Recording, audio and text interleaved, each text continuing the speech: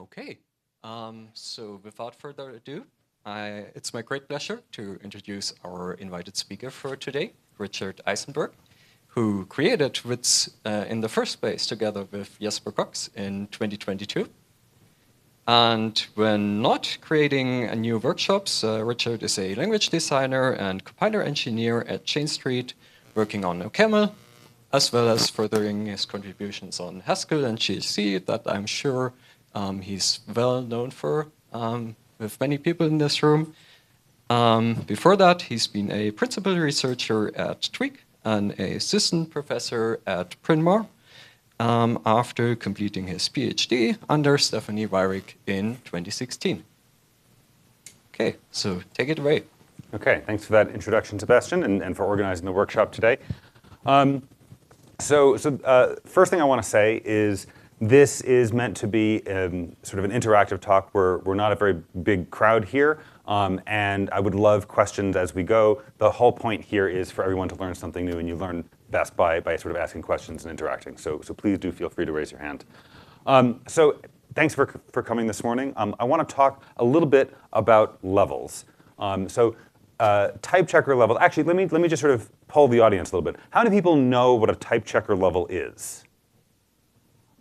Okay. I was actually expecting some more hands than that. Although this does start from the beginning, but I was a little worried that like the whole first part was going to feel very, very boring. But I'm glad that I don't think it will. Levels are an implementation technique for doing type sort of Hindley-Milner style type inference, and both GHC and OCaml compilers use levels, but then having implemented them, having used these for generalization, actually both compilers have found other seemingly unrelated uses. I mean, they're not unrelated uses, but uses that probably would not have been anticipated in advance. And so we're going to sort of explore a little bit of that this morning. So this is an old idea. There's nothing in this talk that's meant to be new or sort of my contribution, right? This is sort of a summary of stuff that's out there. Is there anything in this talk that I actually implemented? I don't think so. So this was first articulated in a technical report by Didier Rémy in 1992, where he called them ranks, but the sort of standard term of art now is levels. And so what this talk is going to do is introduce them, and then I'll go through a couple of examples of how they get used in the OCaml compiler, and then a couple of examples of how they get used in the GHC compiler with little bits of code snippets every now and then. I have the code for both compilers on my machine. If we want to sort of explore that a little bit, if you have questions, we can do that. Okay, so this all starts thinking about generalization. This is sort of where it all begins. That we have a definition like this, and in this part of the talk, I use some sort of awful hybrid syntax between OCaml and Haskell, where they're different.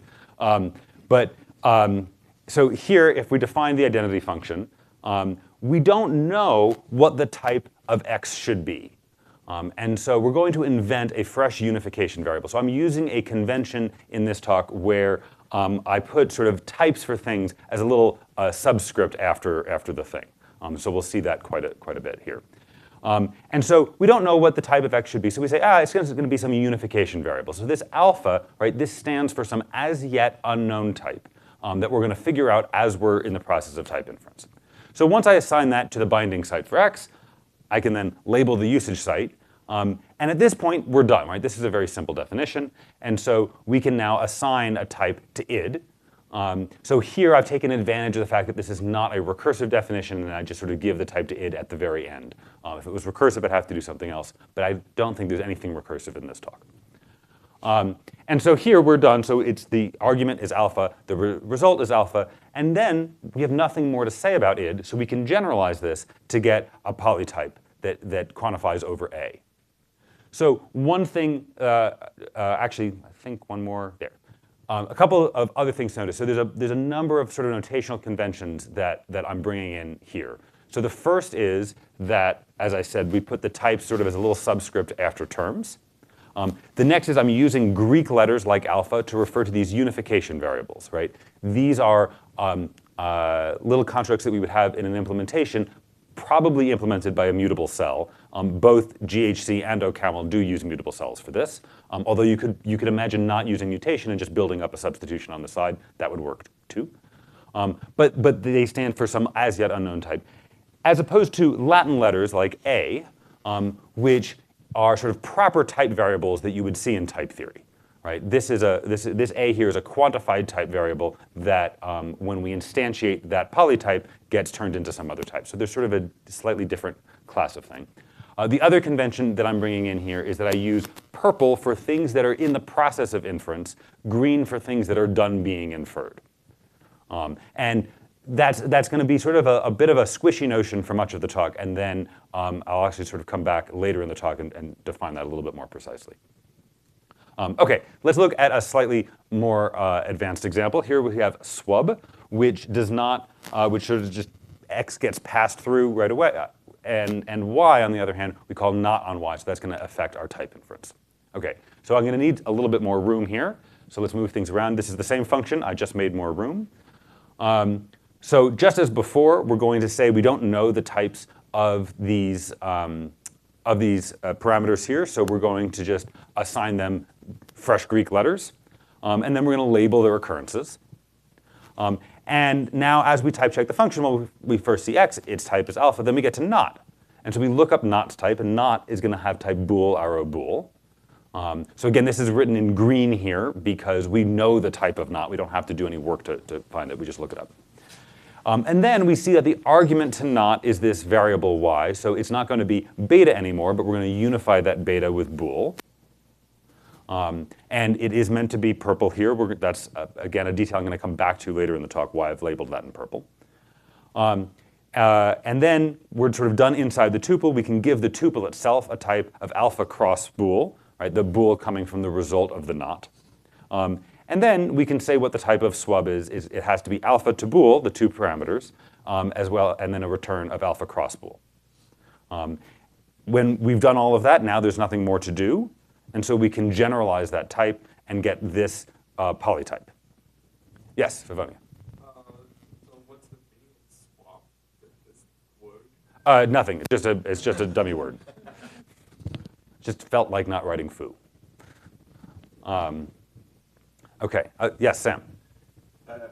Well, when you used not, it was clear what its type was. But if you used ID, would you have also put the type in green at that point? So if I'd used ID, it actually, there's some implementation details here. One possibility would be that I would change the A's to alphas, and they would be purple, but the arrow itself could still be green. Or we could change the arrow also to be purple, and that's the slightly different characteristics of those two type systems. Again, more about that sort of in the OCaml section, which really leans on that. Yeah, Cyrus? So you got rid of the beta there immediately when kind of discovering that it was bool. If there were a future kind of inconsistent use of y, if there were an error there, is it okay to kind of solve as you go like this? Or do you want to keep constraints separately? That's a great question. So in this example, I'm just going to summarize the question. So in this example, when beta sort of hit bool, right, we immediately unified beta with bool. But that means that if there was a type error later, we sort of have predisposed ourselves to think that that parameter has type bool, and then a later error would sort of report as if we always knew that y had bool all along. An alternative would be not to do that and instead build up constraints, and then you could have constraints sort of get solved later. That would work fine. So OCaml does all unification like that eagerly. It has no way of deferring constraints. GHC actually has both. So in GHC, if there's sort of nothing stopping it from unifying the beta with bool, it will do that eagerly and then sort of bias itself in type errors. But sometimes, if there's like a type family involved or something, GHC gets skittish and it won't do that. And then it delays to a constraint solver. And so maybe can produce better errors there. And actually, it's sort of an experiment that Simon and I have been wondering about performing, about just turning off the eager unifier and doing everything delayed, which would hopefully just work. Other questions? OK. OK. To really motivate levels, we need an even more complicated example. But now, hopefully, we're sort of understanding my notational conventions and how all of this works. So we have frob here. So just let's look at this for a sec, because in a moment I'm going to split this up, and then it becomes much harder to read. So it takes these two parameters, x and w. Then there's a local function muk, which builds this result. And sort of a key detail here is that this x from out here and the y from in here end up in a list together. So those are going to have the same type. And then z just sort of gets passed through. I should say right now, this is meant to be a type correct function. So we're not looking for any errors here. And then I can call muk at two different types, right? Because I can generalize with respect to z here. So this is our situation. Yeah, William. The z on the very bottom line, that's a straight z? Oh, this is a character z, yes. Yes, sorry, maybe that was poor choice because it could be confusing with the variable. No, I just wanted a character there. Okay, so let's make some room. And we're going to start by labeling our parameters here. Again, with Greek letters, the only reason this is delta and not beta is that I ended up editing the slide later, and it's hard to change these later. So there's no semantic interesting thing about the fact that I'm not using sequential letters there. And then I've labeled the occurrences. Then the first thing I hit as I do type inference is this muk. But again, it not being recursive, I can just jump right into the parameters and label them with unification variables beta and gamma, and label the occurrences. Then the next thing I see is this list over here. And in this list, we see that we have to unify the alpha and the beta. And so here I've chosen to set beta to alpha, but I could have done it the other way around. And then at this point, the list itself is well typed, so I can give a type to the list. So that's a list of alpha. And let's see, what's the next step? Oh, then we're going to figure out the type of the tuple here. So this is just a list of alpha cross that gamma right there. And then now we have enough to get the type of muk itself. So we can see its two parameters, alpha and gamma. And then we're done with this let definition. So we're going to generalize. And so we get for all a, b, a to b, the list of a cross b. And now we're going to use that down here in the two occurrences of muk. So when we do that, we take that polytype and we have to instantiate it. Because at this point, we don't know. We have these two polymorphic arguments here, a and b. We don't know what they're going to be at this occurrence of muk. And so we instantiate them with fresh unification variables, epsilon and zeta. And so this is something of an answer to Sam's question earlier of what happens when you have a polytype and then use it.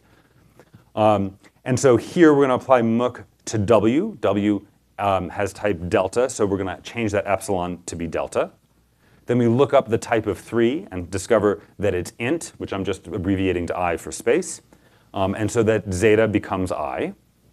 And then we do the same thing for the other use of muk. First, we instantiate it with fresh unification variables eta and theta. Unify the eta with the delta. Look up the z to see that it has type char. And then unify the theta with char. And then we're done with the whole right-hand side of frob here.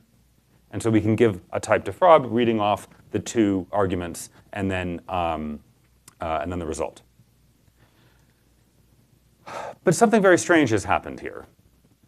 Yes, maybe you're about to ask about the strange thing. No.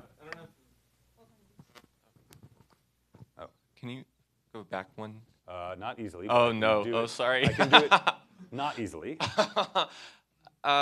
Get to the when make has an inferred type with the for all. Yeah. Okay. So the alpha in the make is also the same as the alpha on the x and is this the weird thing? Okay, because I'm asking about why is there a for all a in the make? Yeah. Okay. That's a great question, and that's where we're going. That's Okay. sort of leading folks down the garden path, but making a mistake on purpose.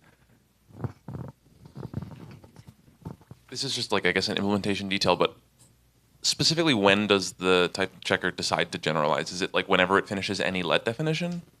Yep. I mean, there are other points too, but that's sort of the canonical moment is at the end of a let definition. Yes. Jan, did you have a question? Or okay, sure. Okay, let me forward through these other transitions here. Okay. So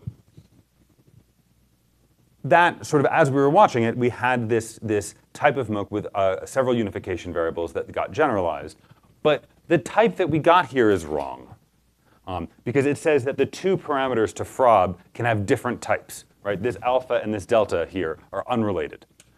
And yet, that x and w, sort of through these calls to MOOC, end up in a list together.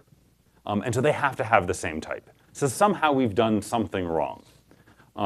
And the lesson here is that we can't generalize variables that are already in scope, right? When we were generalizing the type of MOOC, there was that alpha, but that alpha sort of came from an outer scope, and we can't generalize it sort of locally once it's already been defined. So let's go back to the point that we made the mistake here. And so here, we're about to generalize this type of MOOC. But what I'm going to do now is I'm going to label these unification variables with levels. So this is a talk about levels, and we haven't seen them yet. Here they are. So I'm going to use a convention here where I label things with levels by using sort of a colon and a number. And so when we're at the top level, that's level 1. So we see that these outer variables here are level 1. When we're at the inner level here, the parameters of MOOC, these unification variables are at level 2. So there was that beta that was here on y at one point. That would have also been level 2. But it's sort of at this point in the evolution, we've already gotten rid of that, so we don't see it. And just again, for sort of space and to reduce clutter, I'm only putting these levels at the point of introduction of these variables. But you can think of this level as sort of being attached to that variable and sort of being carried throughout, right? But it's attached to the type, the unification variable, not like x or w. It's definitely attached to the alpha or the delta. Yes, Stephanie. Just to be clear, when you unify two variables that have different levels, you get the smaller level. You do get the smaller level when you unify two variables. That's covered more explicitly later, but yes, that definitely happens. Is there a reason why you've chosen to number the levels this way rather than the other way? So, I mean, 1 could be 2 and 2 could be 1. So you're saying starting at the top and then counting down. I think that would probably, I mean, there's no, I think that would be fine. You just have to sort of change the I guess list. you'd have to shift them every time you encounter a... Oh, I was just thinking start at a very big number and count down. Right, yeah. But, or, yeah, I don't think you would really have to shift them as long as you allowed yourself to go negative or something. Yeah. OK. I appreciate all the questions. This is great. OK, so I've labeled these with different levels. And now the rule for generalization is that at any point in our syntax, we're at a certain level, right? The reason that this is level 2 is because I'm sort of in a syntax node within frob. And that's what's pushed me to level 2. It's a very syntactic sort of, it's just, you can just look at the abstract syntax tree and then know what level you're at. There's not further analysis needed. And so when we're generalizing the type of something that's at level 2, we're only going to generalize level 2 unification variables. So in this case, that's the gamma, but not the alpha. So when we generalize, we're going to get this type for all b, alpha to b to list of alpha cross b. And I could have just used a, right, because a is different than alpha, but it's a little confusing to have a and alpha next to each other, so I didn't do that. OK, so now we can play the rest of this out much the same way that we did last time. Now here, the type of MOOC at its usage site, it keeps the same alpha that we had before, because that hasn't been generalized. But this b, which was generalized, now we have to instantiate to a fresh unification variable epsilon. Now we end up unifying that alpha with this delta here. And so we're just going to unify the delta to become alpha. These variables were at the same level. I could have gone the other way, and everything would have been just fine, sort of arbitrary choice. And then once again, we look up the type of 3, and then unify. And then we do the same thing for the other occurrence of MOOC here. Here we don't have the alpha and the alpha already matched, so there's no step to take there. Look up the character z, has type char, unify, and then get this not yet generalized type for frob. But now we can generalize, and we get this nice type that is correct. Yes, Favonia. For the purpose of the current algorithm, is there a level for zeta or epsilon?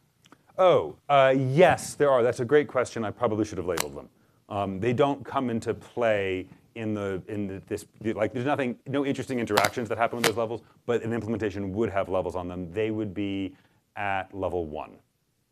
Because they're sort of outside of, they're within fraud, but they're not in another let definition within fraud. Joe. So the results of generalization are sort of, the internal results of generalization are no longer like actual normal prenex polymorphic types. They sort of have both like Latin type variables and so is it like always true that at level, like the only time that you necessarily only get prenex polymorphic types is at level 1? So that's a good question. I mean, I would say it is still a prenex type. It's not sort of normal in that it has these unifications. It has exotic members or something like that. But the quantification still is up at the front. At the outermost level, you might think that you always have normal prenex things, but you don't in either language that we're looking at today, because OCaml has the value restriction and Haskell has the monomorphism restriction, and both of those can cause these unification variables to leak to the outer level and sort of essentially have level 0, which is strange. In both languages, this feature is strange, but it exists. William. Okay, so let me just, I feel like I'm missing something because this seems incredibly obvious, but it sounds like what you're saying is you are labeling each scope with a level, and then you are only generalizing within the same scope, kind of out, inside out. Yes. Okay. Yep, that's it. And there, oh, yeah. Hi, a Stephen question. So why did I and C up here are purple instead of green? That's a great question. I want to defer the answer to that a little bit later. Right, in the OCaml section, I'll cover that. And there was another question, I think, over here. No, OK. OK. Great. I think we're done with that example, I hope. Yes, OK. So, so here I've explained all of this using levels, but there's another way that people might have encountered this. It's just sort of looking for free variables in the context. So here's a screenshot from the paper on mini-ML from 1986 that is sort of the first time that this I saw, at least, written out in a nice typing rule. This is actually, it's not a fresh idea in this paper, but it's a nice way of describing the idea. This comes from Demas and Milner originally. But what's going on here is that here's the rule for let generalization. The reason that there's a bunch of the reason that it's primed is because this is the sort of syntax-directed version of the type system written in the paper, as opposed to the sort of specification of the type system, which is elsewhere. So in here, we type check this expression E, and then we get its type tau prime. And then the type that we add to the environment is not tau prime directly, but this type sigma. And where sigma is the result of generalizing tau prime with respect to the context A. That definition is just down here. And so it looks at the difference in the set of free variables in tau and removes all of those free variables that are also in any type in the context A. And the problem with this works, but, oh, something was supposed to happen. There we go. But right here, this can be slow. Right? If A is big, we have to look through a lot of things looking to see where what the free type variables are, and then we have to do a set difference. Right? And so levels are basically just another way of performing this same operation by labeling where the variables were invented. But I just wanted to sort of relate this back. I mean, this presentation that we see here is sort of the common one that most textbooks would describe as this is how you do let generalization. I'm not deviating from that. I'm just sort of being a little bit more efficient. OK. There's another interesting observation that I'd like to make at this point. So there's an excellent blog post by Oleg Kyzylyov explaining how all of this works, going through lots of examples, toy implementations, highly recommended, and relating this idea of sort of using levels as a way of sort of thinking about essentially frames and garbage collection. And I'm not going to try to summarize that here, but I do recommend looking at that article. There's no date on here because it's just sort of a blog post, and I don't know exactly when it was written, but it was not. The most recent edit was in 2022, but I know it was not written in 2022. OK, so that's this first part. So now we know that this is the fundamental idea about levels.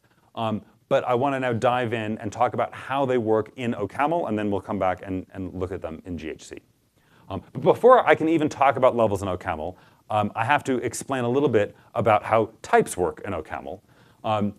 Maybe this is just because my experience was in GHC before seeing the OCaml type checker, but I personally find the OCaml type checker to be have an interesting approach toward representing types, and so we sort of take a small digression into how that works. So here are the actual definitions from the OCaml compiler. When we see code that looks like this, they are screenshots from the actual compiler code, maybe with tiny edits for formatting or something like that. So here, let's just completely ignore transient expr. That's not the interesting thing here. Instead, we'll just pretend that this transient expr is type expr. But in this type, we have a couple of fields, one of which is typedesc. Typedesc is down here. And typedesc sort of describes the algebra of types, right? This is sort of the data type, at least that I would first think of as, oh, this is the real data type in the compiler. And then we can have variables, and we can have functions, and I've cut off tuple there to sort of suggest that there's a bunch more down here that I'm not going to put up on the slide. But this typedesc is recursive with type expr up here, not with itself, right? So here, inside of a function type, what we have is we have further type exprs that have this extra information up there. So the first thing I want to sort of look at is that in a variable, right, I would naively expect some kind of unique identifier for the variable, not just its name. And the name is even optional.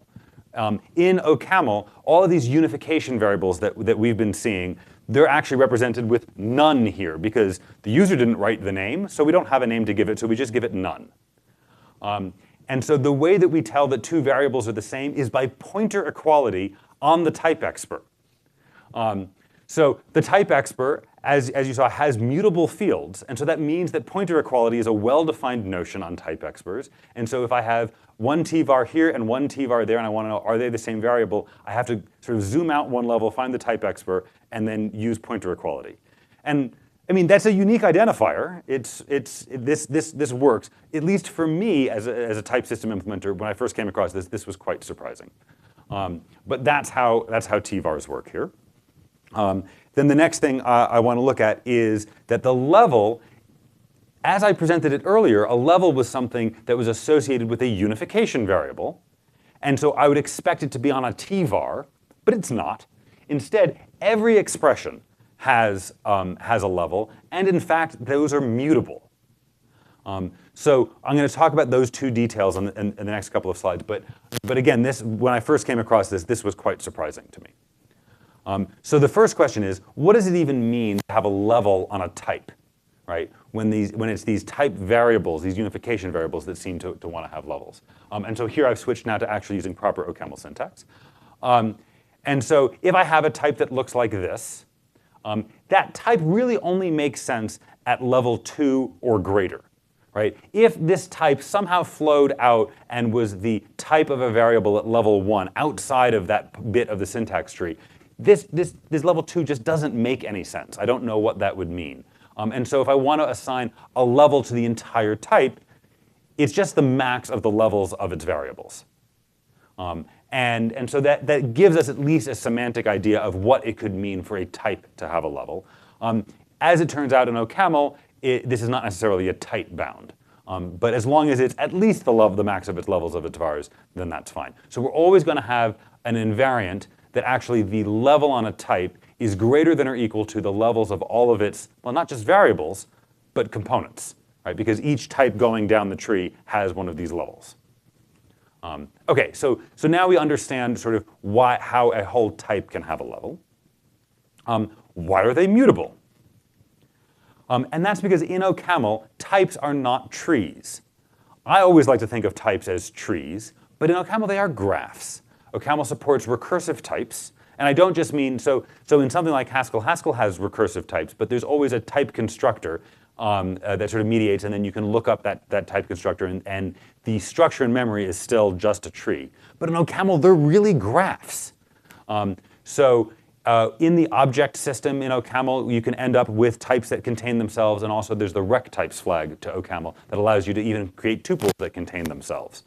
And so when you have graphs, now suddenly pointer equality becomes more interesting, and copying these things becomes harder. And anyway, before, as I said, variables are known by their pointer location. So we don't want to just sort of copy types unnecessarily, right? That wouldn't just be inefficient, it would be wrong, and it would break type inference.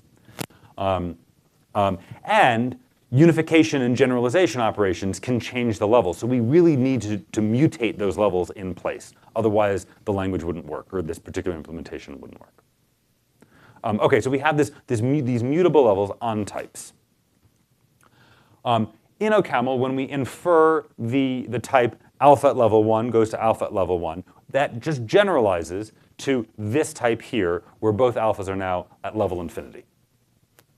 But I've missed one small detail. Of course, types have levels, not just unification variables. So the first type might be itself at level 1, and then the second one, this type is also going to be at level infinity.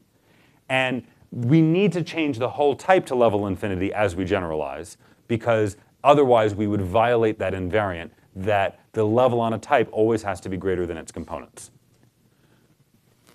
Yes? Why is it level infinity and not level 0? Because I thought you said earlier that a type only makes sense at a level that's greater than like all the maximum of all the things inside of it. So if infinity is larger than everything, how does this make sense as a generalization?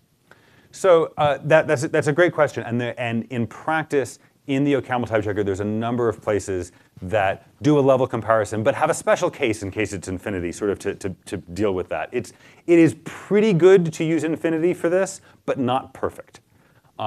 The other way to think about it, though, is, as Stephanie pointed out earlier, we lower levels, but we sort of never raise them.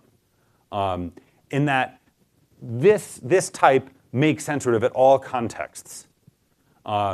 And so if we want to use it at level 15, that's fine. We can put it in at level 15 and then change the alphas to be at level 15, whereas it wouldn't really make sense to raise them. So in that way, it works really well to have it at level infinity. How do you represent the library infinity in the type? That's a great question, and just hold on to that for about 5 seconds or so. OK, only generic type can contain generic variables. Then, great question, how do we represent infinity? Infinity is actually 100 million.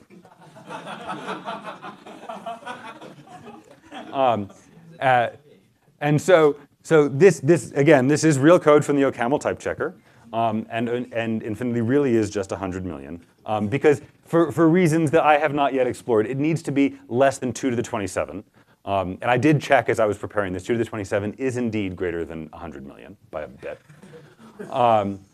And so if you were to somehow write an OCaml program that had more than 100 million nested scopes, I'm sure you'd get some very strange behavior, but you'd run out of memory first. So I think in practice this is fine. But it's just a little sad. OK, so that's how that's represented. And then actually there's a couple of places in the type checker where things have to be plus or minus by 1. So every now and then we take this and add 1 to it to make it even more generic, or subtract 1 to sort of protect it from being generic.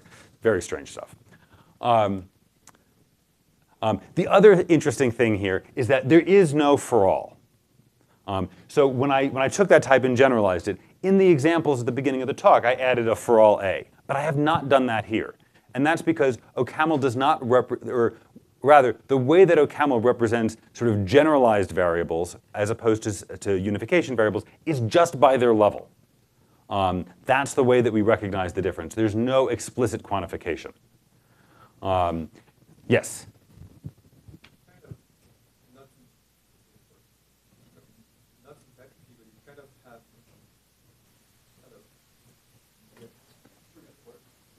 Go for it.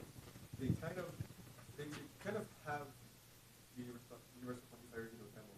Type A, blah, blah. When you do that, the sign the level there, or does it change? So it depends on where you do that.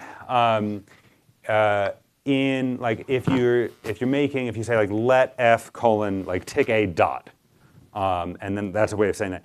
Actually, the OCaml type checker at first ignores that. does full type inference for the thing, and then checks to make sure that that particular variable got generalized.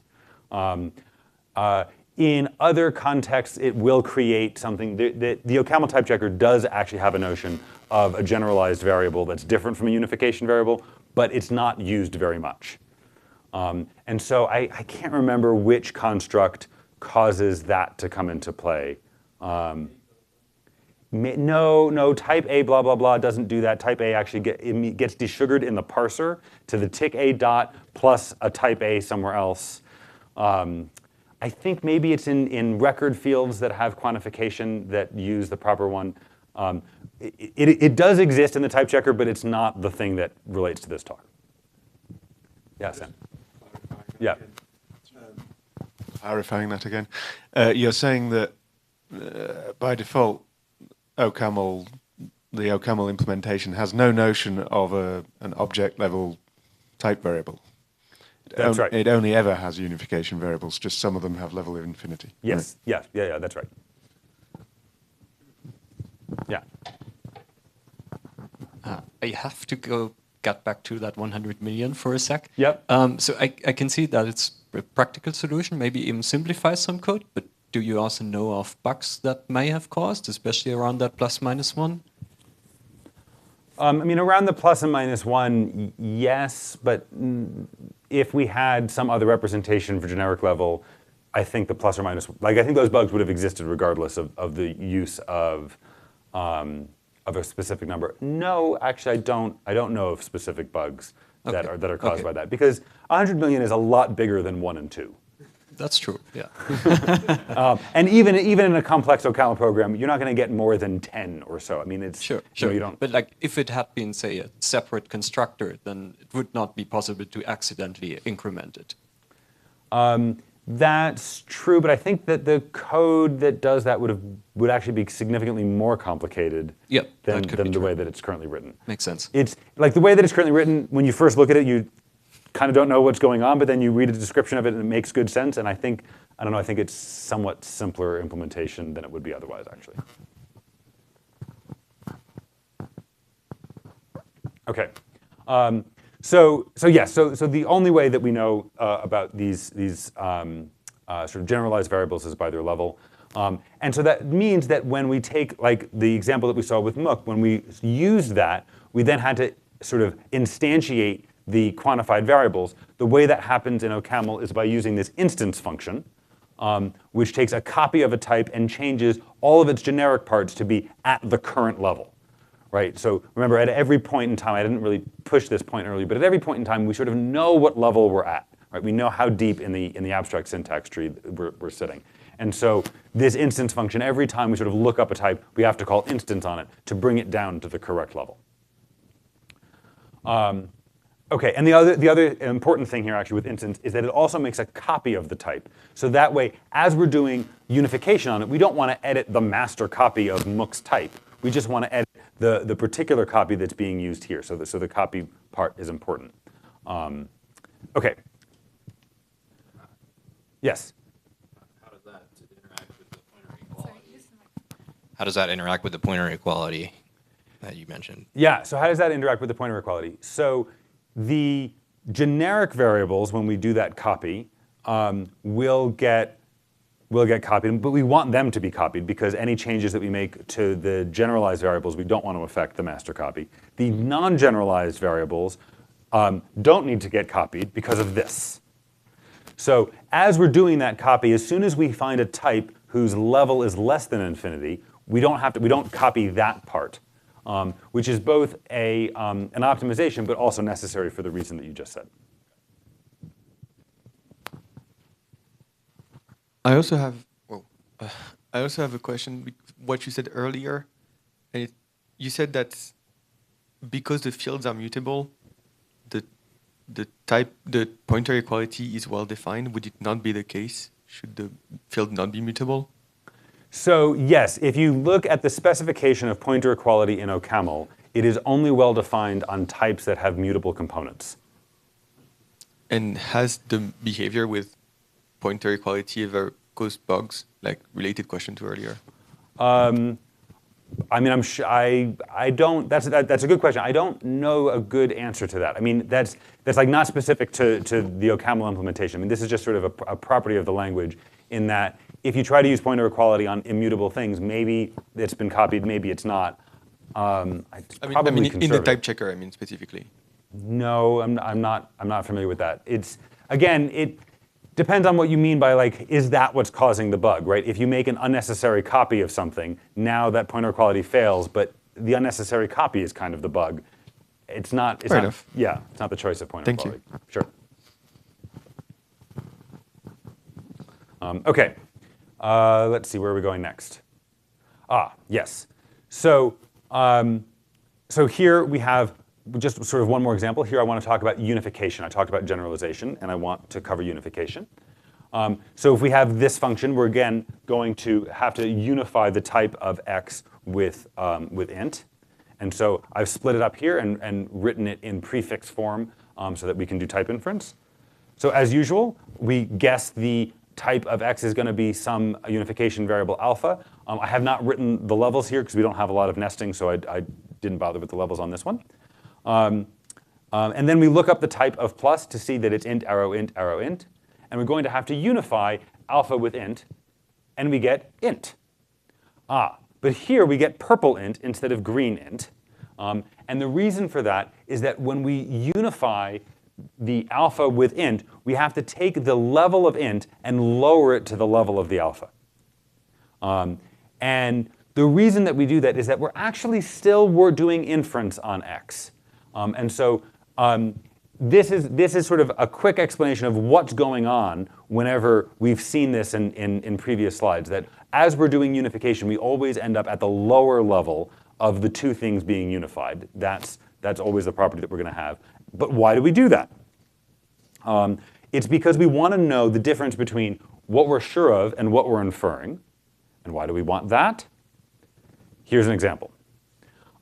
So in OCaml, declarations are ordered, unlike, say, in Haskell. So we can have two definitions like this, T1 and T2, where the A and B constructors of T2 will shadow the A and B constructors of T1.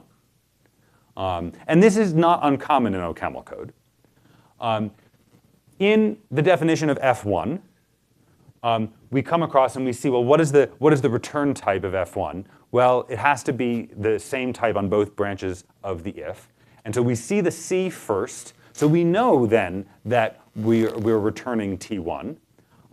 And OCaml has this feature of type-based constructor disambiguation, which means that now that we know that we're returning T1, when we see B, we're not going to use T2's B. That's clearly wrong.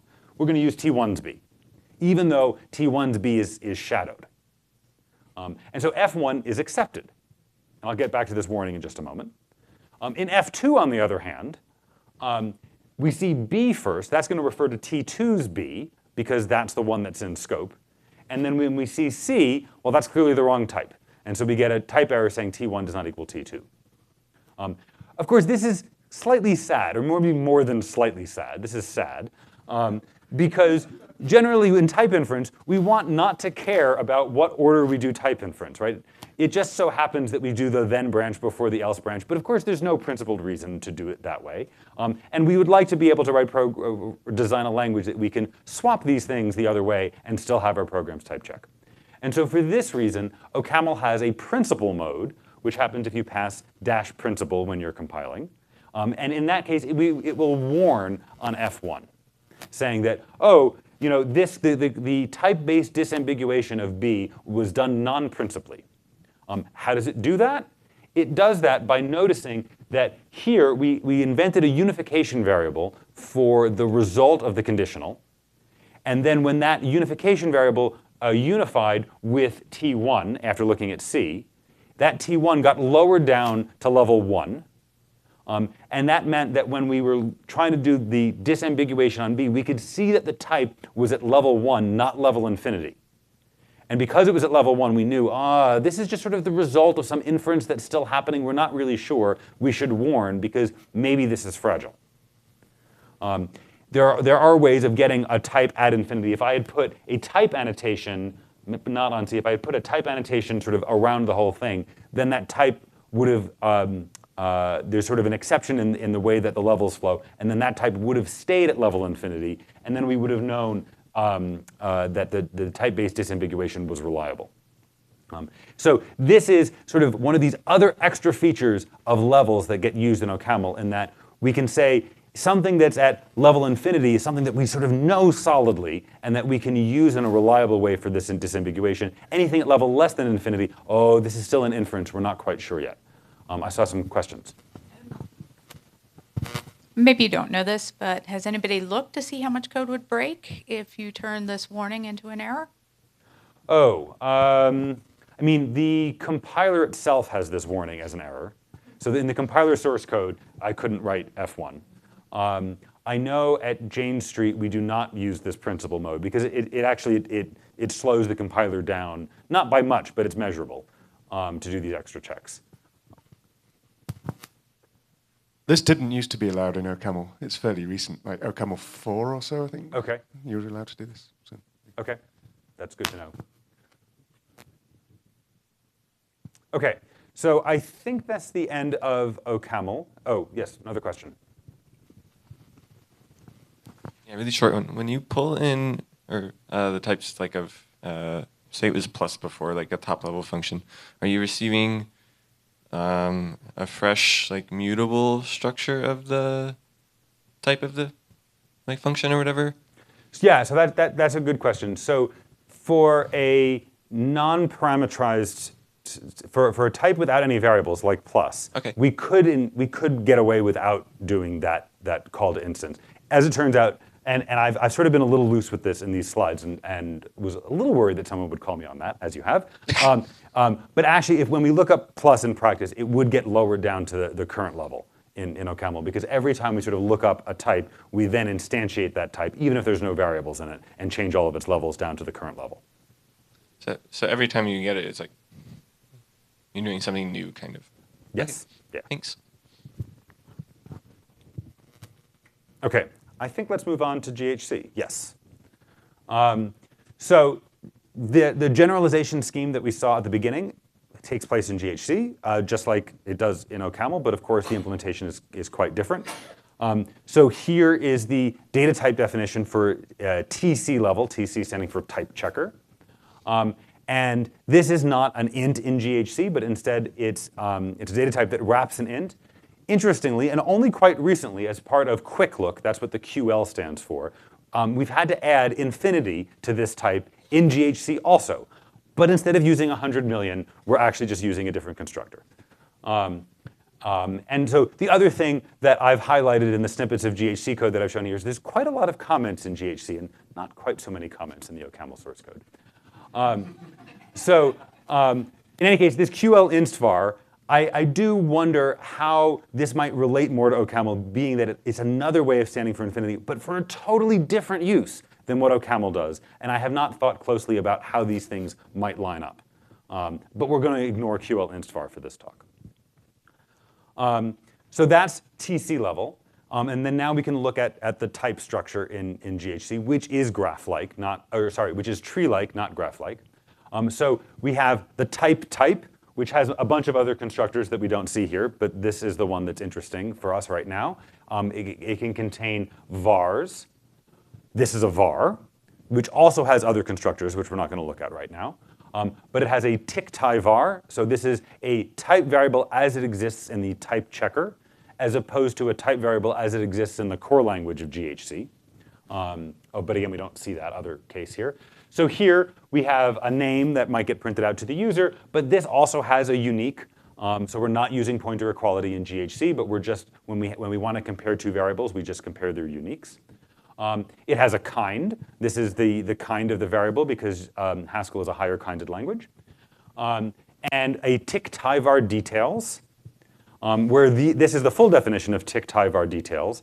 And it says that one of these tick-tie vars can be a scolum. This is something that's rigid. So this would be used to represent, for example, an existential variable that's been brought into scope. And it's also used to represent for all quantified variables when you have a type signature. Or we have a runtime unc, which we're not going to talk about. This is part of the GHCI debugger, which is a not very often used feature of GHC. Or it can be a meta TV down at the bottom. This is the, GHC calls unification variables meta variables. So this is the representation of these Greek letters that we've been seeing. So to very close approximation, Skol and TV are Latin letters, as I've been using in this talk, and meta TV are Greek letters, as I've been using in this talk. Note that both Skoloms and meta TVs have TC levels. Right? That's how this all connects back to levels. And then a bunch of other stuff that we're not going to get into. Okay, so types are trees, and levels are on variables, just sort of pulling out the points from the previous slide. So we don't have levels on types in GHC. And what that means is that, so in OCaml, when we have a generic type and we want to instantiate it, the parts that don't need to be instantiated, we can see that their level is sort of less than infinity and then stop. Right? And there might even be a large chunk of type that we can skip over and not worry about. GHC does not get that optimization. If I have a big type, there might be large regions of that type that have no variables that need to get instantiated, and we still have to walk over all of that and looking for these variables because we don't sort of have that cached information in the type. It's not clear to me. It might be a win for GHC to store levels on types the way that OCaml does. But then we're storing more information, things get a little bigger. I don't know. It's an experiment that we could try. Okay. So here in GHC, if we have this type up here, and now I'm still labeling the unification variables in purple, but we don't have this notion of what we know versus what we're inferring for anything other than unification variables. So I've made the arrow white there, sort of on purpose. Anyway, this generalizes to this polytype. So here, what we see is, I don't know, how many people here are familiar with inferred variables versus specified variables in Haskell? Okay, not too many. That's probably a good thing.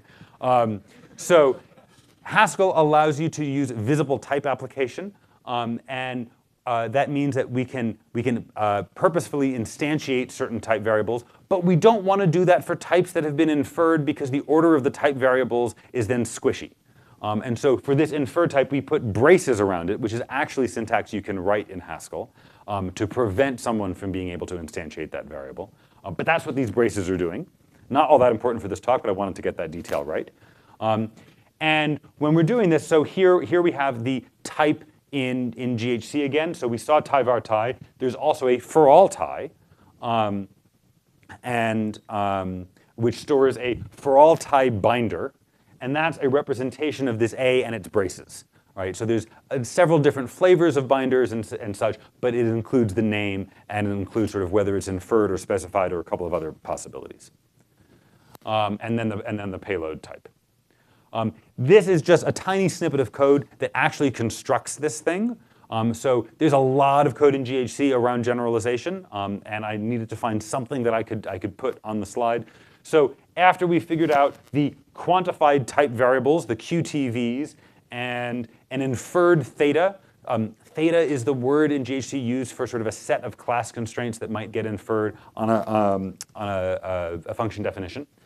And so we choose the correct inferred quantifiers, and then we call muk and viz for all ties, which is just sort of a wrapper around this for all tie constructor.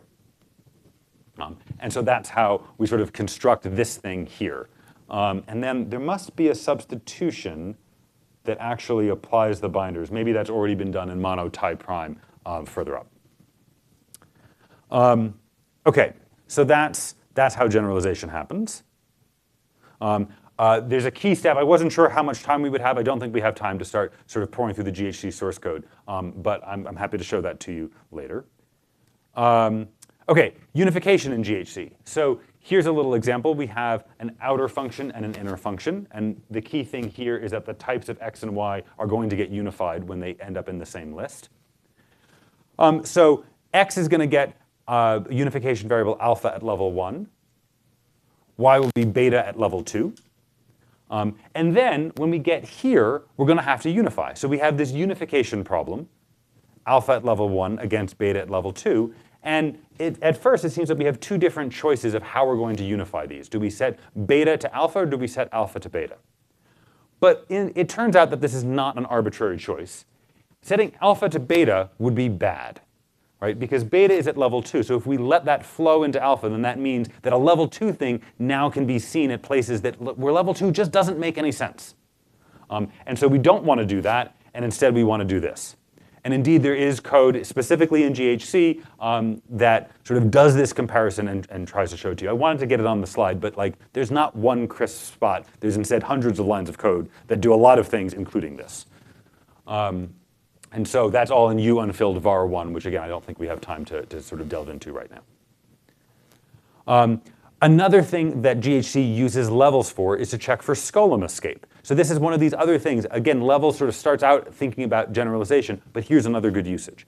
Actually, historically, levels first came in for Skolem escape in GHC and only later got used for generalization, which I find sort of strange in the history because we should have done it right the first time. But so here we have sort of a pretty dumb existential type that just stores some unknown payload. This is not a useful type, but it's useful for an example. And this function f, which should not work, right? We shouldn't be able to return y. There's no type that I can give to f. So I'm just going to rewrite this slightly more explicitly, making for an explicit pattern match, and then give myself some space. So arg here is going to have a unification variable alpha at level 1. And then we go into the case, and the first step here is to say, well, I need some unification variable to represent the result of the case. And I'm just writing that as a subscript on the keyword case. And so that's going to be beta also at level 1. Then the next step is to notice that this scrutiny arg, that has to be of type x, ex. So I do that unification. Nothing interesting happens there. But then now, this y, that gets type a at level 2, not alpha, right? This is an existential, so it's going to be one of these Skolem variables. And as I said, those I'm representing using Latin letters. And so now, when I figure out the result of this pattern match, I have to unify beta with a. And so again, I can think these are two variables. Which way am I going to unify? Am I going to unify beta equals a, or am I going to unify a equals beta? Well, this one's bad because my levels don't work out. As we saw before, I can't have a level 2 thing flow into a level 1 thing. So I'm definitely not going to set beta equals a. And this other one is also bad because a is a Skolem.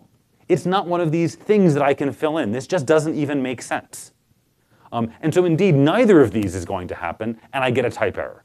And that's exactly the behavior that I want here. But this is done using this level check inside of GHC to sort of notice that this is going wrong. Yeah, Sam. Question. In the previous example, where you're unifying alpha and beta at different levels, you said, oh, one way is good and the other way is bad. It's actually fine if you set alpha to beta or beta to alpha, as long as you then change the level to be the lowest one. Yep, that would also work. In practice, though, it does what the slide does, but we could do that. GHC calls that operation promotion. And so here, this is, I think, the last technical slide of the talk. When we are done with a construct, we must generalize, promote, or error. This is because these levels, right, it's sort of how deep we are in the syntax tree. You could almost think of a level as some kind of approximation of a description of the path from the root of your program down to the particular point that you're in right now. But if you have multiple different local let definitions, right, those are still different places. They might both be at level 2, but we don't want variables to flow from one to the other. And so both compilers very carefully need to make sure that as soon as we're done with some local definition, nothing at level 2 remains. And so that means that there's constructs in both implementations that we either generalize, and that gets rid of all of the variables, promote, a word that I haven't really used before, which says that we take things at level 2 and sort of let them leak out to level 1, which sometimes does weird things with type inference. This is like the monomorphism restriction of the value restriction, but it still prevents us from doing crazy things, or just error and stop compiling. OK, conclusion. Levels are a convenient mechanism in type inference. If you are implementing a type inference engine, you should use levels. This is the right way to do generalization. And when you do use levels, you will find other uses for them, as both of these compilers have. Thanks so much for your questions this whole time and for your attention.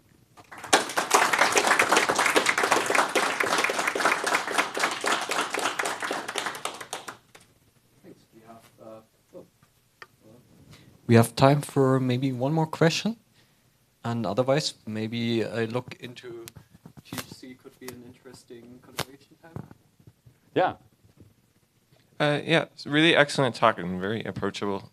So you said a couple times in the talk that you're not doing any recursion. Do things change with recursion? How do they change, or no?